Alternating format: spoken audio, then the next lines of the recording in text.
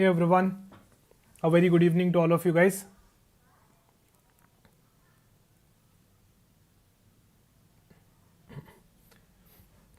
I hope my audio and video is clear. Can you just quickly confirm in the comment section? Everything fine?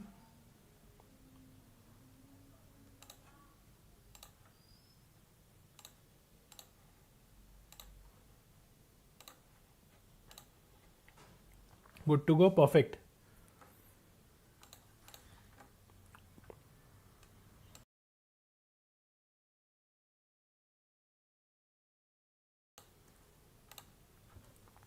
We'll be just starting in a minute, okay? We'll be just starting in a minute.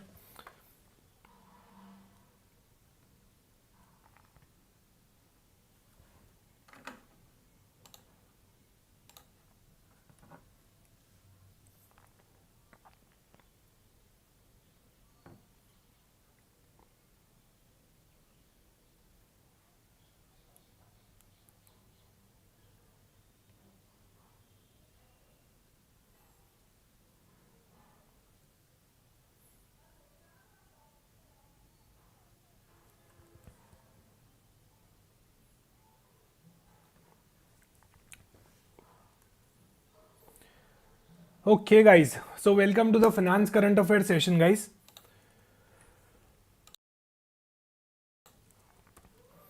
We'll be discussing the weekly finance current affairs in this particular session. Let's quickly start the discussion. Acha, in case if you face any audio video issue, please do let me know.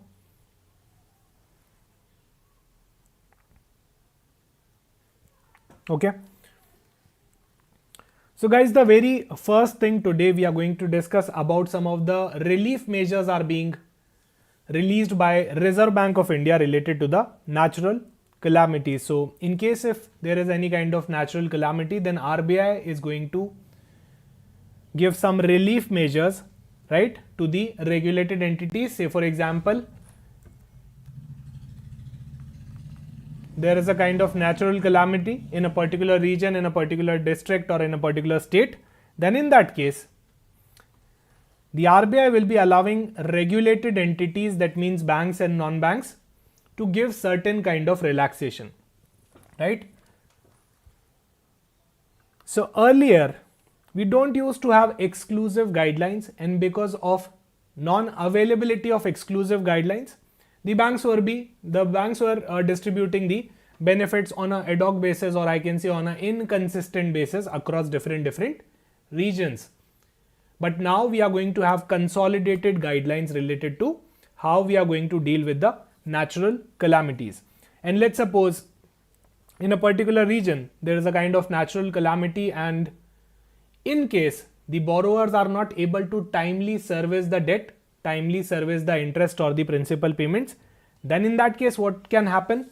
The credit score will definitely go down, because maybe the borrower has defaulted on the interest payments or the principal payments. There will be penalties as well, right? Loan default classification will also change, and so many hardships were there on the borrower because of the lack of structure, and now RBI is going to create this structure. So as of now, these are the draft directions, okay? These are the draft directions as of now, but soon the structure will come up, okay? So the new measure is definitely going to standardize, and it will be a relief for all the regulated entities. They also won't be having any kind of lack of clarity, plus for the borrowers as well. So this circular will give full of clarity and quicker implementation to the regulated entities as well as the borrowers, right? Acha, before we start the discussion, we need to know about two concepts. The first one is the concept of moratorium, and the second one is the restructuring. Let's suppose a borrower is unable to pay the money. The borrower is unable to pay the money. In that case, what we can do is we can restructure the loan. Let's suppose the loan is of 6 months, we can make it 12 months, we can make it 1 year, we can make it 2 year, we can make it 3 year as well, right? Or we can reduce the installment size. For example, as of now, the borrower is paying 20,000 per month. Let's make it 15,000 to reduce the burden, right? Or maybe the loan is of 2 years. We can allow the borrower to pay in 3 years. That's what restructuring is all about. Whatever the structure of loan is, we are going to alter the structure of the loan, and that's why we say that That's why we say it as restructuring, right? The next term is moratorium period. Now in the COVID also the same moratorium period was allowed. It is nothing but a temporary pause on the loan repayments. On a monthly basis you have to pay the loan, right? On a monthly basis you have to pay the loan. This is a temporary pause on the loan repayment. That means for the moratorium period you don't have to pay anything as of now, right? Because maybe you are struggling with a severe issue because of that calamity, maybe your business is not working that much. Just happened in the case of COVID-19 also, right? In the COVID-19 also the same case was there. Because of the natural calamity, there was a moratorium period which was announced. That means you don't have to repay your loan in that particular period, and still your account won't be classified as a non-performing asset, right? So this is going to be one of the, I will say, best relief measure for the borrower as well as for the regulated entity. This is going to help the borrower for tackling the natural calamity. It can be flood, it can be landslide, it can be cyclones, it can be any other natural calamity as well, right? So the very first thing is trigger based relief mechanism that RBI has announced in this particular guideline. What is this trigger based relief mechanism? When a disaster is discovered or declared in a particular state, let's suppose in a state a disaster has been declared, right? So bank will initiate automatically the relief measures for the affected borrowers. So automatically the regulated entities have to follow the set rules and regulations, okay? They have to automatically follow the set rules and regulations here. Immediate relief will be announced to the borrowers, like moratorium period can be announced. Now it's not a flat guideline, I will say, or a set of rules and regulation that you always have to follow. The moratorium period can definitely depend on the severity, right, or the impact of the same disaster. So that will vary definitely based on case to case. But yes, moratorium period is allowed. You don't have to pay any penal charges. You don't have to pay any kind of additional charges. That's totally fine. So RBI has just a second.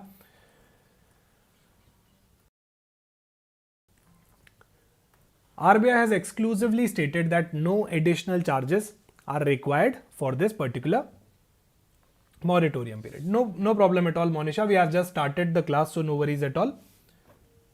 I was just talking about some of the relief measures which were announced by Reserve Bank of India in case of any natural calamity. Standard asset classification, your account will remain standard.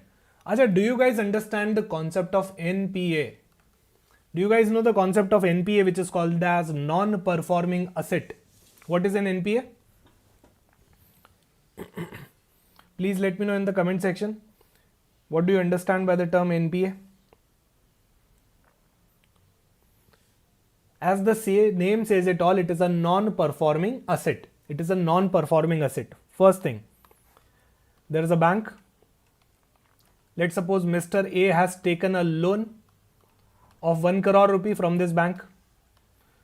So HDFC Bank has given a loan of 1 crore rupee to Mr. A. Mr. A is an asset for HDFC Bank. Mr. A is an asset for HDFC Bank. Why? HDFC Bank will be getting future economic benefit in the form of interest repayments, in the form of principal repayments. But the moment Mr. A is not able to pay interest or principal, it will become a non-performing asset. This loan or advance will become a non-performing asset, right? Because the asset is not able to perform. That's why we say it is a kind of non-performing asset. So if Mr. A is not able to repay the money with interest, let's suppose on a monthly basis Mr. A was paying the installment, but in the month of February Mr. A missed the installment amount. Mr. A was unable to facilitate the interest payment, right? Once the February period is over, let's suppose the due date is 1st of February. Now the loan will become overdue. The loan will become overdue. So it was due on 1st of February. After 1st of February, it will start becoming overdue. And if it is overdue for a period of more than 90 days, we call it as a NPA, non-performing asset, right? First, let them, we need to give them a breathing space. First of all, we need to first give them a breathing space of 90 days. If the loan is not performing in the period of 90 days, we will call it as a non-performing asset, right? That's the concept of NPA. That's the concept of NPA. Now these guidelines will trigger the moment the exposure, the loans and advances affected by the natural calamity are standard but in default up to 30 days. So as of now, there is no such default. Let's suppose the due date is 1st of February. So naturally, I'll wait for 90 days. Then I'll classify this loan as NPA. But I hope some of you guys must be aware about the concept of SMA, special mention accounts. Do you understand the concept of special mention accounts? What is an SMA? These are the accounts which are giving an early warning signal. Now I know that you guys are not able, let's suppose I know that Mr. A is not able to repay me the money on 1st of February. That's a red flag for me. That's a red flag for me, right? So we do have a SMA classification also. What is SMA classification? This is nothing but an early warning signal, right? If an account turns into an SMA, there are high chances that it will become an NPA also, right? So what is an SMA? It is nothing but a payment of interest or principal is overdue, but not for more than 90 days. That means it is not an NPA as of now. It is not an NPA as of now. This was the due date. It is somewhere or the other in this particular zone of within 90 days. So we call it as SMA. Now there is a classification criteria for SMA as well, like from 1st day to 30th day is SMA 0, then SMA 1 31st day to 60th day, then SMA 2 60th day to 90th day, and so on. Right, this is the classification of the standard asset. We call that this asset is a stressed asset. It is not a non-performing asset. It will become an NPA only after 90 days. But as of now, some sign of stress is visible in this particular account, right? So the moment the account becomes a SMA 0, what do you mean by SMA 0? That means after due date, it is overdue, but only for a period of up to 30 days. Only for a period up to 30 days. So it is in this zone. It is in this zone, right? After 90 days, it will become NPA. After 90 days, it is going to become NPA. As of now, it is not an NPA, but it has started showing some sign of stress, I will say, right? These guidelines will be activated in that case, and definitely the regulated entity also have to take consideration about the decision of the state level bankers committee, district consultative committee. So there are certain committees formed on a district level, on a state level. So the regulated entities have to consider the decision of the state level and the district consultative committee as well, because it is a state matter, it is a district matter, right? And accordingly,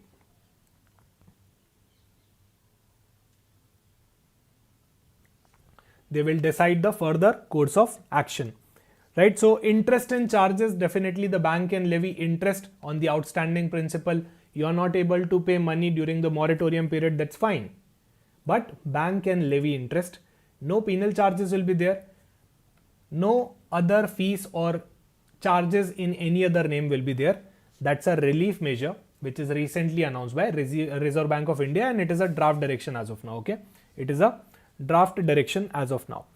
Flexibility will be given to the bank on a case-to-case basis. Definitely the quantum of the amount, the duration of the relief measure will depend. So flexibility, enough flexibility will be also given to the bank, right?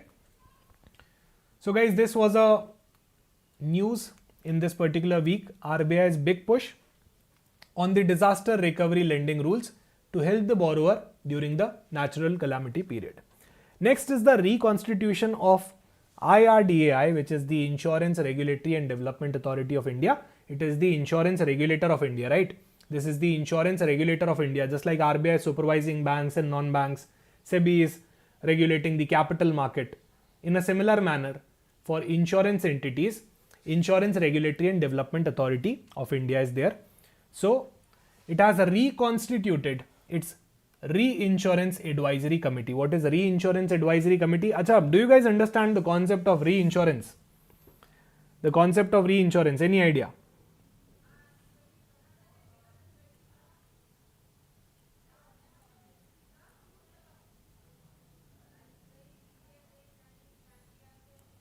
What is the concept of reinsurance?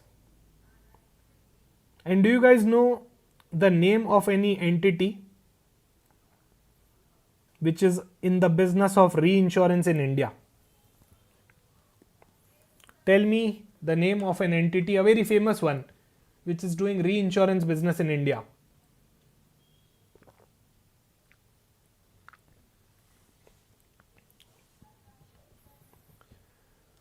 Okay, insure the insurer, indemnify the indemnifier, GICRE, value at X, very good, perfect. GICRE used to have a monopoly in the reinsurance business. That monopoly is now no more. Value at X reinsurer is one more company which was allowed by IRDAI, and IRDAI has actually permitted Value at X to enter the reinsurance business. Plus now Reliance has also partnered with, I think, Alliance, right? Alliance Group to offer the reinsurance services in India. So as of now, GIC is not having that kind of monopoly which it used to have for decades. So what is the reinsurance? Let's try to understand. There is an insurance company. There is an insurance company. Now what is the business model of insurance company? Mr. A needs some insurance. Let's suppose 10 crore rupee. So Mr. A will connect with the insurance company. Insurance company has to bear the risk. Right? Insurance company has to bear the risk. So insurance company will take frequently premiums in the form of income from Mr. A, and insurance company will give a protection to Mr. A if anything bad happens to your product, to your goods, to anything which is the insured thing. Right? Let's suppose Mr. A has taken a house insurance or a car insurance or any other insurance. Insurance company is there to take care of any kind of loss which Mr. A will now be fully protected. Let's suppose there is an asset. There is an asset of Mr. A. So Mr. A don't have to take any kind of tension about this asset. Why? Because insurance company is there to take the tension. Right? Whatever risk is there is now transferred to the insurance company, but it is now a problem for the insurance company. Let's suppose there are 1000 entities who have taken insurance from this particular insurance company, right? So ultimately the risk is being transferred to this insurance company. Now what the insurance company will do, let's suppose the insurance company feels like there is a lot of risk which is concentrated with the same company, the insurance company can also transfer the risk to another entity which will be the reinsurer. Let's suppose GICRE. So now insurance company will pay the premium to GICRE, and in return GICRE is there to take care of the risk, right? So this is a very common practice. Usually insurance company share the risk with the co-insurance arrangement. It can be a co-insurance arrangement. Let's suppose United Insurance and National Insurance, they are entering into a contract to share the risk, or it can be a reinsurance arrangement as well, right? So insurance company is taking a insurance here. Insurance company is taking a insurance here, right? That's what reinsurance means. So reconstitution of the IRDAI's Reinsurance Advisory Committee. There is an advisory committee which is now reconstituted by the Insurance Regulatory and Development Authority of India. Right? So the chairman of this new committee will be Mr. A.V. Girija Kumar. Okay. You don't have to remember the name of all the members and all, right? Just remember the fact that reconstitution of an insurance advisory committee is there and Mr. A.V. Girija Kumar is the chairman, right? And definitely all the policies related to reinsurance will be reviewed in this particular duration, right? And whatever the technical advice or the policy advice is required, this committee will be delivering that advice. Okay. Next one is Punjab and Sind Bank gets RBI approval to open a branch in Gift City IFSC. So Punjab and Sind Bank is a public sector bank, right? PSU entity, and Punjab and Sind Bank now gets a RBI approval to open a branch at Gift City, IFSC. So what is Gift City, IFSC? It's Gujarat International Finance Tech City, right? IFSC is International Financial Service Center. So earlier, let's suppose there's a particular city which is called as Gift City. Now any transaction happening in the Gift City, let's suppose if it is a banking related, RBI is required. If it is capital market related, SEBI is required. If it is pension related, then PFRDA is required. But abhi kya ho gaya hai? We do have IFSCA, who is doing the work of all the regulators in this particular city. So IFSCA is a kind of, I will say, consolidated regulator for everything which is happening in the Gift City, right? For everything which is happening in the Gift City.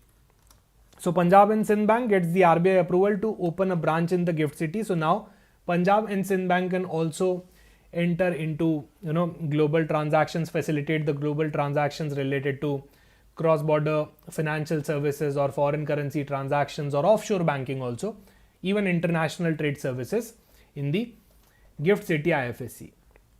Next is the World Bank has committed $8 billion to $10 billion in the annual financing to India for the next 5 years. So India will be getting close to $8 to $10 billion. So the fund is as of now in a range depending on so many other conditions as well, and it is going to be a country partnership framework. It is in the country partnership framework, right? Which we also call it as CPF. So World Bank will be definitely injecting 8 to 10 billion US dollar in the annual financing to India over the next five financial years. So definitely it is going to be in a phased manner. Okay, so ऐसा नहीं होगा कि पूरा का पूरा एक साथ आ जाएगा. In a phased manner it will be injected in India, right? So the whole idea is about accelerating the development outcomes through strategic investments and reform in India. So this will focus on job creation. This will be focusing particularly through the private sector led investment and unlocking the private capital alongside the public funds, right? So definitely it will unlock the job creation opportunities in India and overall development focus will be there. So the focus will be there on the infrastructure and energy sector. It will be there on the agriculture business. It will be there on the rural development, healthcare and human capital, plus tourism related opportunities in India. Right? What is a country partnership framework? It's nothing but a medium term. It is a medium term strategic framework which is agreed between World Bank and the respective member country. So as of now, as part of the CPF framework, it is between the World Bank and the India. Right. Next one is SBI strengthens the trade finance operations with centralized processing center in Kolkata. So State Bank of India has launched a global trade finance center. Okay, global trade finance center in Kolkata, West Bengal to centralize and strengthen its trade finance in international banking operations. So definitely trade finance related things and international banking operation related things is going to happen in this particular center, right? It is a centralized processing center in Kolkata for trade finance and international banking. Acha, what do you mean by trade finance? This is a support function which banks are having. So let's suppose we are having a buyer in India, we have a seller in US. So we need certain banking related infrastructure to facilitate this transaction. It can be opening of a LC, it can be any other arrangement as well, where bank is there to facilitate the transaction. So here in the international transactions, to make it quite safe, we are having so many trade finance related tools, right? Like letter of credit, like bank guarantees. So if bank is there to give any kind of guarantee, then definitely the transaction becomes more secure. What is medium term strategy framework? So medium term usually if the period is less than 1 year, it will be a short term. If it is anywhere around 1 year, 2 year, 3 year, 5 year, then it will be treated as a medium term, right? There is no such clear cut classification related to the exact tenure. So I'm just giving you a range. If it is more than 10 years and so on, we call it as a long term framework. Okay. So it is nothing but a framework where World Bank is cooperating with countries, different countries, to facilitate, or I can say to encourage growth in a particular sector or in multiple sectors.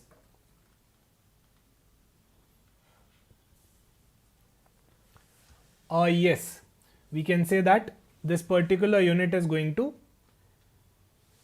serve specifically in the trade finance tools and international banking related facilities, right?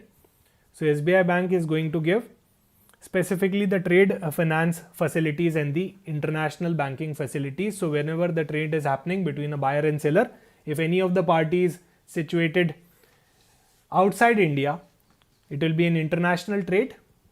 So in order to establish trust, there are so many options like letter of credit, like bank guarantee. There can be a loan requirement as well. There can be a bill discounting requirement as well, right? So definitely this entity is going to facilitate the transaction, right? Next is SBI launches Chakra to fund sunrise sector with 100 trillion plan over the next 5 years. So Chakra is basically a center of excellence which is dedicated for the sunrise sectors. Now what is sunrise sector? It can be renewable energy, it can be advanced cell chemistry and battery storage related, or it can be related to electric mobility, green hydrogen, semiconductors, right? These are called as the sunrise sector. So SBI has launched Chakra to fund the sunrise sector, and that too with the 100 trillion amount over the next 5 years. So this will again be in a phased manner only from 2026 to 2031, and approximately 100 lakh crore will be injected in both the forms. It can be debt, it can be equity as well. For those who are new to the session, equity means ownership, right? And debt means a loan, a long-term loan. Equity means ownership. Let's suppose if I buy some shares of Reliance Industry, I am also proportionately a owner, right? Equity is ownership capital and debt is nothing but a loan. Right, so SBI Bank is going to definitely inject in the sunrise sector 100 trillion over the next 5 years. So SBI Bank has also entered into a memorandum of understanding with so many financial institutions. It has also done so many partnerships like SMBC with the Power Finance Corporation as well, right? NAPFED as well, to facilitate this scheme. Next is RBI signed MOU with ESMA. What is ESMA? European Securities and Market Authority. So I think we have covered this news as well in the last session, right? In the last session we have covered this news. A sunrise sector is nothing but future sectors like renewable energy, right? Like electric mobility, green hydrogen, semiconductor, electric vehicles and so on, right? So it is related to energy sector plus technology. Energy sector or technology, these are the sunrise sectors, right? These are the sunrise sectors, Monisha.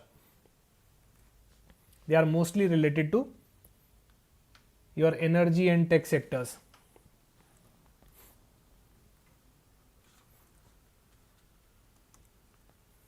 Achha, Reserve Bank of India has entered into a MOU with ESMA. Now why this MOU was signed? Because of the recognition of the central counterparties, right? Because of the recognition of the central counterparties. So I think we have already covered this particular news. It is a repeated one. I covered it in the last session, so that's why I'm skipping it, okay? A central counterparty is nothing but a financial market infrastructure. Let's suppose two parties are there in a trade. One is a buyer, one is a seller. Then in that case, a central counterparty will be there to take care of the settlement, right? There is a settlement risk. Whether the buyer is getting the delivery or not, whether the seller is getting the funds or not on a timely basis. So that's why we do have a central counterparty in between to take care of the settlement risk. So this MOU is very much required between both the countries. And we have discussed this in the last session only. So that's why I'm skipping it. Now a new portal is launched by the Ministry of Statistics and Program Implementation. The name of the portal is PAIMANA, PAIMANA. What is the full form of this portal? Program Assessment and Integrated Monitoring Analytics. Okay, Program Assessment and Integrated Monitoring Analytics. So this is nothing but an integrated digital dashboard. Now all the types of data related to different government programs, related to official statistics, released by the Ministry of Statistics and Program Implementation, will be integrated in this particular dashboard, right? And that too on a real-time basis. So definitely data transparency will be there related to the official statistics released by the industry. This will support the policymaker in accessing the real-time data, which was earlier not available, right? So this is an integrated dashboard. You just have to remember the name and full form of the portal and the name of the industry which has actually released it, right? It will give you visual analytics also. There are so many comparative tools also, but no need to go into too much detail. Just the name of the portal, the full form of the portal, the name of the ministry will be relevant here. Okay. And you can see the domains are covered like population, demographics, agriculture, rural development, health and education. Almost all the crucial areas are covered in the domain. Next is the foreign portfolio investor outflows hit a 5-month high of 35,962 crore in January 2026. So we all know that FPIs are net seller from the past 5 months, right? And as of now, we can see that a 5-month high outflow of 35,000 crore plus was there in the Indian equity. And now the foreign portfolio investors कौन होते हैं? देखो, एक तो आपका foreign direct investment होता है and foreign portfolio investment होता है. So who are the foreign portfolio investors? Basically, they are investing in the financial assets. For example, FPIs are actually investing in Reliance Industries, but they are not taking any kind of controlling interest, or there is no managerial control. They are not controlling the companies. They are just parking their money in the financial assets like equities, like bonds, and they just want to earn a good amount of return. But from the past 5 months, we can see that foreign portfolio investors are having a good amount of outflow. So they are taking their money out of India, right? Recent कुछ दिनों के अंदर I think buying start हुई थी. That too, a very small buying was there. Why they are pulling out? Why they are pulling the money out of India? Because of the global uncertainties. Definitely, geopolitical risk were there. Plus, shift to alternative market like United States tech, US tech market. Like if I talk about Nasdaq, which is a index, which is a tech index of US, वो ज़्यादा attractive हो रहा था as compared to the Indian market, right? Because almost all the AI work and tech work US के अंदर हो रहा है. Weak corporate earnings and valuations are too high as of now in India. Plus, they are not supported by the corporate earnings also. So if you check the PE ratio, it is substantially high still, right? I'm talking about the Indian market. Plus, rupee depreciation is also one of the major factor. रुपी का ज़बरदस्त depreciation हुआ था recent time के अंदर, तो definitely rupee depreciation is one of the factor. Even if the FPIs are making money in terms of capital gain, but they are losing money in terms of rupee depreciation. Why? Because the rupee is depreciating day by day, right? And someday they have to pull the money out of the system, out of the Indian market.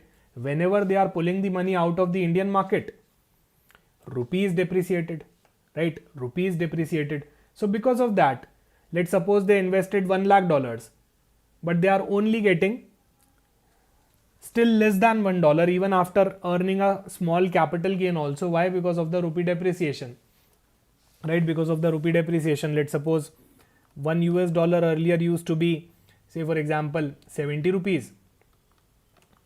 And in the future, if it becomes 90 rupee, I think it is trading around 90 only, right? 88, 90, 91. So this is called as a rupee depreciation. This is called as a rupee depreciation, right? So whenever the FPIs will be taking the money out of the market, definitely they will be facing severe depreciation in terms of the value, right? So let me just give you a quick example as well to make it crystal clear. Let's suppose somebody invested $1 lakh in the Indian market. At that time, $1 was equal to 70 rupees. $1 was equal to 70 rupee. So in order to invest in India, that person has to first convert this $1 lakh into INR. So INR value will be 70 lakh rupees. 70 lakh rupees. Right. Let's suppose that particular person has earned a capital gain of 5 lakh rupees by investing in Indian equity. So now the value is 75 lakh rupees. Now when we are doing conversion again in dollars, why? Because someday this FPI has to pull this money out of the system in dollars. So now if the FPI is converting the money, the rate is, say for example 80 rupees for the sake of simplicity. So 75 lakh rupees divided by 80 rupees. 75 lakh divided by 80. He'll only be getting $93,750. So can I say that even after earning 5 lakh rupees in India, still the capital of that person is eroded now, because someday he has to pull the money out of the system, out of Indian market, and convert it in dollars. So because of this INR depreciation, it is a big problem, right, in India, and that's why we offer the different categories of account. Like we do have FCNRB account also. Like say for example, if I am living in US, right, I'm an NRI, I want to do a FD in India. If I do it in the INR terms, I will face the same issue, right? Foreign exchange losses, I'll face foreign exchange losses. So in order to protect myself from the foreign exchange losses, I'll opt for FD in FCNR account. Now FCNR account helps you keep your dollars in the FD instead of INR. So I just have to invest in an FCNR account. The bank will be keeping my money in dollars only. So I'm not exposed to the foreign exchange risk in that case. Right, we'll be learning FCNR account as well in the paid classes. So no worries at all. That topic will also come. Okay, we'll be discussing it in a detailed manner as well. Then government pegs the fiscal deficit at 4.3% of the GDP for financial year 2027. Right, so financial year 2027 ka fiscal deficit is projected at 4.3%, and the current financial year, which is going to conclude on 31st March 2026, it is 4.4%, right? It is 4.4%. Fiscal deficit means your income minus expenditure, right? Your income minus expenditure. So I can say the expenditure is quite high as compared to the revenue, and that's why there is a fiscal deficit, right? For detailed understanding related to the union budget, particularly to the finance, from the finance angle, you can definitely do watch this video. It is there on the YouTube, right? For detailed understanding of the entire budget, you can watch other sessions as well. I think Payal ma'am has also taken, Mannat ma'am has also taken. So please do watch all these sessions for the best understanding of the union budget, right? In this particular video, only the financial aspect of the budget is covered in a detailed manner, okay? So we have seen that the fiscal deficit is going down marginally, I will say it's slightly going down. Plus the debt to GDP ratio is also going down. So I have explained all the terminologies in that video. Please do watch it for the best understanding. In that we have also covered कि कहाँ से पैसा आता है government के पास, right, and what are the areas in which the government is deploying that money in the budget. Next is World Bank approves $830 million loan to improve the India's skill training institute. Okay, so this loan is for improving the skill training institute in India. The initiative is definitely titled as PM Setu, Pradhan Mantri Skill Employability Transformation through upgraded ITIs. So this is going to be a great initiative of World Bank. World Bank is injecting a large sum of money for the skill development here, okay?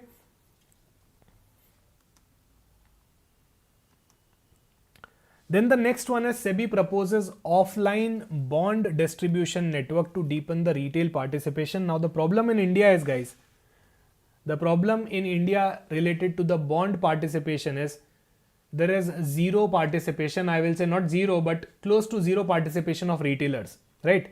Now most of you guys are buying stocks, right? Most of you are buying equities in India. Have you ever bought a bond? Anyone? Usually retailers don't participate in the bond market, right? Usually retailers don't participate in the bond market, and bond market is a great place to earn a fixed interest, right? To earn a fixed coupon rate.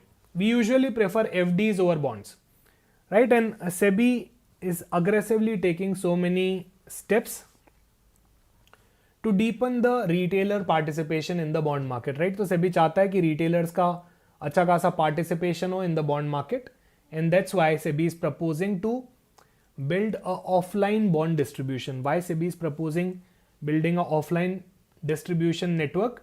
Earlier, mutual fund participation was also not good in India. I'm talking about पहले की बातें, okay?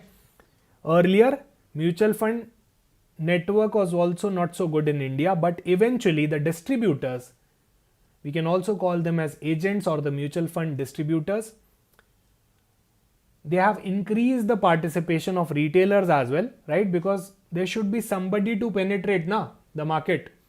In the financial inclusion also we do have so many schemes. In the mutual funds also we do have so many distributors. So that's why SEBI is proposing bond distribution network as well, exclusive bond distribution network as well, to deepen the retailer participation. So there should be distributors who are pushing the bonds by guiding the retailers about the advantages and disadvantages and how retailers can earn good sum of money in the form of fixed interest, in the form of fixed coupon rates over FDs by taking part in the bond market of India. Right, so this is just a proposal, soon it will be finalized also, right? So guys, these are the things for today, right, in the finance current affairs session. An extra dose definitely is going to be your homework. Please do read it quickly, ठीक है? तो extra dose के अंदर I have covered some of the news जो कि आपको फटाफट से पढ़नी है, right? एक reading कर लेना extra dose की, बाकी all the important things I have already covered in the previous slides. Okay guys? So thank you so much for attending the session.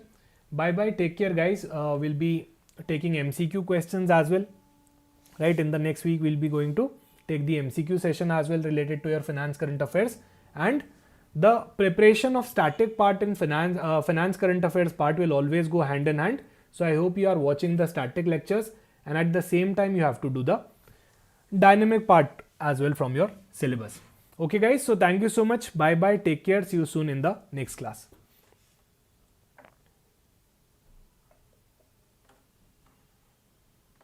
Thank you so much everyone. Bye bye.